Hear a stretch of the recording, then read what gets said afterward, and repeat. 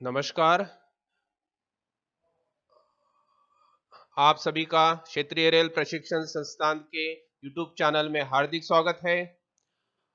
आज का विषय है सामग्री प्रबंधन, मटेरियल मैनेजमेंट। इस चैनल को आप सब्सक्राइब करें और इस चैनल को लाइक जरूर करें। भंडार विभाग के प्रमुख कार्य है कि भंडार विभाग है, भंडार विभाग के जो प्रमुख कार्य है उसमें सामानों की व्यवस्था हेतु योजना बनाना है।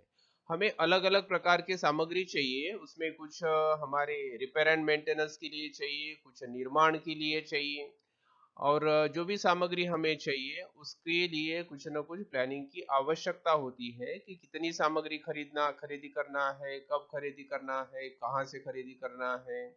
यदि वह सामग्री रेलवे के कारखाने में निर्माण होती है तो वहां से निर्माण कराकर फिर उपभोक्ता को सामग्री का निर्गम करना होता है। सामानों का क्रय करना है। जो सामग्री रेलवे के कारखानों में निर्माण होती है तो वहां से उसको निर्माण किया जाता है, और जो नहीं होती है तो हम उन्हें ओपन मार्केट से खरीदी करते हैं, जिसके लिए हम टेंडरिंग सिस्टम का उपयोग करते हैं, और यदि कुछ सामग्री जेम पर उपलब्ध है तो जेम से भी खरीद करते हैं।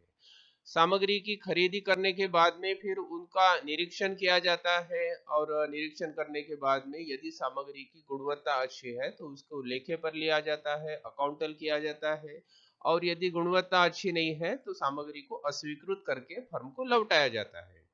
उसके बाद में सामानों का भंडारण करना है, उसके लिए स्टोर्स के डिपोज है, और डिपोज में सामानों को स्टोर किया जाता है, और वहां से जो जो भी उपभोक्ता है उनको सामग्री का डिस्पैच किया जाता है, सामग्री का निर्गम किया जाता है, और उसके बाद में वस्तु सूची का नियंत्रण करना है, इन्वेंट्री कंट्रोल है। इन्वेंट्री कंट्रोल का मतलब है कि जो भी हमारे पास सामग्री उपलब्ध है वह बहुत कम नहीं होना चाहिए, बहुत ज्यादा भी नहीं होना चाहिए। बहुत ज्यादा यदि होती है तो हमारा जो रेलवे का पैसा वहां पर ब्लॉक हो जाएगा, और बहुत कम होती है तो हमें समय समय या बार बार सामग्री को खरीदी करना पड़ेगा, और हो सकता है कि हमारा काम भी रुक जाएगा। इसलिए इन्वेंट्री एक उचित लेवल पर होना चाहिए, जो बहुत कम भी नहीं होना चाहिए, बहुत ज्यादा भी नहीं होना चाहिए। अधिशेष एवं वृद्धि सामग्री का निपटारा। अधिशेष सामग्री वो होती है कि जिसका पिछले 2 साल से कोई निर्गम नहीं हुआ है, 2 साल से सामग्री स्टोर्स के डिपो में है या उपभोक्ता के पास है, ऐसी सामग्री को हम सरप्लस स्टोर्स भी कहते हैं।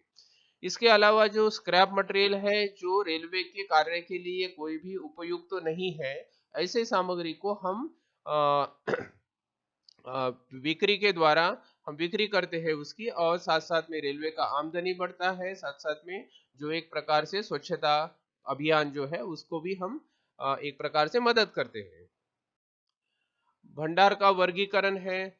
मेजर ग्रुप है, 10 मेजर ग्रुप है, और ग्रुप है 76 ग्रुप है, सब ग्रुप है 99।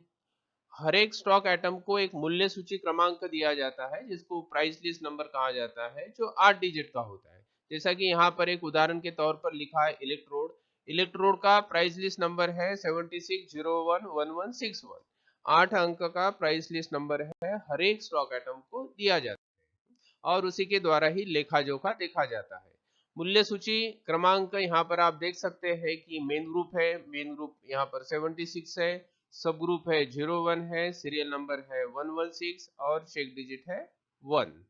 तो हर एक स्टॉक आइटम को 8 अंक का एक मूल्य सूची क्रमांक दिया जाता है, और उसके द्वारा ही लेखा जोखा किया जाता है।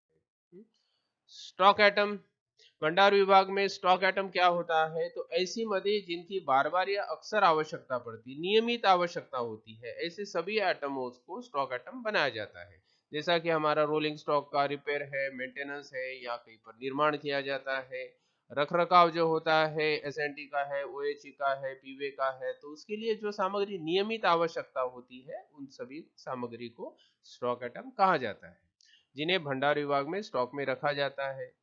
प्रत्येक स्टॉक मद को 8 अंक का मूल्य सूची क्रमांक आवंटित किया जाता है। लेखा जोखा रखने के लिए, अकाउंटल करने के लिए हर एक स्टॉक आइटम को 8 अंक का प्राइस लिस्ट नंबर दिया जाता है। नॉन स्टॉक आइटम क्या है, जिसको हम गैर स्टॉक मध्ये कहते हैं कि इनकी नियमित आवश्यकता नहीं होती है, ये मांगकर्ता द्वारा स्वयं मांगी जाती है। नियमित आवश्यकता नहीं होती। जब आवश्यकता है उस समय सामग्री को खरीदा जाता है और उसके बाद में जो उपभोक्ता को सामग्री का निर्गम किया जाता है।